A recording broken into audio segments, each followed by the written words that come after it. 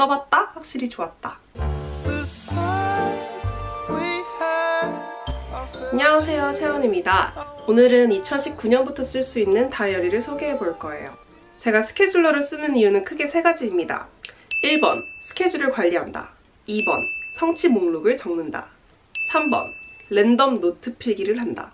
이 3가지 목적을 가장 잘 실현할 수 있는 다이어리를 제가 한 7년 동안 찾아 헤맸어요. 다이어리를 써봤는데 굉장히 만족도가 높아서 여러분들께 소개를 시켜드리고 싶어서 오늘 가지고 왔어요. 이 다이어리의 특별한 점은 3가지인데요. 첫 번째는 스케줄러 쓰는 란에 줄이 그어져 있어요. 저 같은 경우는 하루에 스케줄이 여러 개인 경우가 많기 때문에 이것저것 기록할 것들이 많은데요. 기존의 다이어리들은 그냥 빈칸으로 되어 있어서 나중에 다 적고 나면 전체적으로 봤을 때 되게 정돈되어 있지 않은 경우가 있더라고요.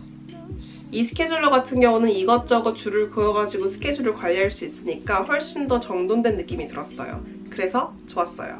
스케줄러를 사면은 맨 앞에 이얼리 플랜이 있죠. 그 이얼리 플랜 부분에 여러분 다들 뭘 적으시나요? 보통은 생일을 적거나 그냥 안 쓰고 넘겨버리곤 하는데 저 같은 경우에는 그 해에 읽었던 책이나 영화들을 적는 걸 좋아하거든요. 작년 다이어리에도 어떤 책을 읽었는지, 어떤 영화를 봤는지, 감독은 누구였는지, 출시는 언제 되었는지 이런 것들을 적어놨었어요. 근데 보통의 다이어리들은 줄이나 칸이 너무 좁아가지고 이것저것 관련 정보들을 적기가 너무 힘들더라고요. 예를 들어 무라카미 하루키만 적어도 줄글을 벗어나니까. 이 다이어리 같은 경우는 보통 2장으로 나눠져 있는 일련의 스케줄이 4장으로 나눠서 있기 때문에 그게 가능했어요. 그리고 보통 한 달에 책 2권, 영화 3편 정도를 보기 때문에 칸도 굉장히 넉넉했던 것 같아요. 이렇게 영화나 책을 적어두면은 훨씬 감독들도 기억이 잘 나고 수시로 체크하면서 아, 이번 달은 영화를 좀 안 봤네, 영화 좀 더 볼까? 오, 책 좀 더 읽어야겠다. 이런 것들을 다시 상기시킬 수 있어서 좋았던 것 같아요. 저는 책이나 영화 같은 걸 많이 보면서 살고 싶은데 그런 것들을 실현을 못할 때가 많거든요.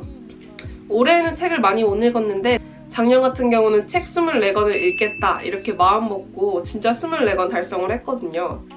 근데 그때 이렇게 한 달에 뭘 읽었는지를 적었던 습관이 굉장히 도움이 많이 됐던 것 같아요. 이렇게 다이어리에 적어놓으면 볼 때마다 생각이 나고 은근히 성취도 뿜뿜합니다. 저 같은 경우는 다양한 것을 동시에 하는 편이라서 가끔 이도저도 안 되게 한 달을 보낼 때가 있어요. 맨 앞칸에 보시면 달별로 적을 수 있는 목표들이 있는데요. 달이 지날 때마다 그 달의 우선순위를 적어두고 계속 들여다보면서 한 달의 우선순위를 상기해보는 것도 굉장히 도움이 많이 될 것 같아요. 그리고 시간이 지났을 때 예를 들어 6월이에요. 그러면 1월, 2월, 3월, 4월, 5월까지는 내가 뭘 했고 6월 달엔 그럼 어떤 걸 하면 좋을지 지난 시간들과 경험을 나의 디딤돌로 삼는데 굉장히 도움이 많이 될 것 같아요. 월별로 끼어있는 응원글도 매력적입니다. 이게 은근히 위안이 돼요. 그리고 그날에 해야 될 것들을 쓸 수 있는 칸이 넓은 것도 마음에 들었어요. 솔직히 전에 다이어리는 쓸데없이 공간을 좀 낭비하는 느낌이 많았는데 이번 거는 효율적으로 꽉꽉 채워서 제가 원하는 것들을 적을 수 있을 것 같아요. 전반적으로 확실히 고민을 많이 하고 만든 다이어리라는 생각이 들었고요.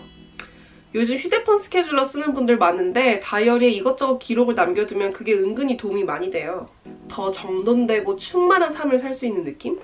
저 같은 경우도 어떤 달에는 까먹고 다이어리를 안 쓸 때가 있는데 열심히 안 썼던 달보다 열심히 다이어리를 보면서 내 마음을 상기시켰던 달이 훨씬 더 충만하고 행복한 달이 되었던 것 같아요. 그리고 특히 책이나 영화 같은 거 적어놓는 것도 그냥 그랬지 이렇게 하는 것보다 한번 볼까? 이렇게 한 번만 보는 게 굉장히 큰 도움이 돼요. 휴대폰 어플이 되게 플렉스블해가지고 다이어리보다는 편하게 일정을 빼고 넣고 할 수 있다는 게 장점이어서 쓰시는 분들 많을 것 같은데요. 오히려 다이어리가 더 플렉스블할 때가 많은 것 같아요, 저 같은 경우는. 일정 관리할 어플들 따로 써야 되고 뭔가를 기록할 어플 따로 써야 되고 메모장도 따로 써야 되고 이렇게 하는 것보다 다이어리 하나 들고 다니면서 우리에게 주어진 시간들을 보내면서 그때 어떤 생각들을 했고 내가 어떤 목표를 가지고 있었는지 그리고 어떤 활동들을 했는지 시간 단위별로 볼 수 있다는 게 다이어리의 장점인 것 같고요. 저는 아직까지 그런 것들을 충족해줄 수 있는 어플을 못 찾았습니다. 저는 책 같은 것도 아직도 전자책보다는 종이책을 좋아하는 사람이라서 종이책에 연필로 줄 긋고 좋아하는 장면 접어놓고 이렇게 하는 매력이 또 은근히 있거든요. 랜덤 노트 필기 같은 경우에도 아이디에이션 단계에는 글로 적을 때 생각이 더 잘 나는 것 같아요. 좋은 아이디어도 더 많이 떠오르고 더 잘 기억에 나고.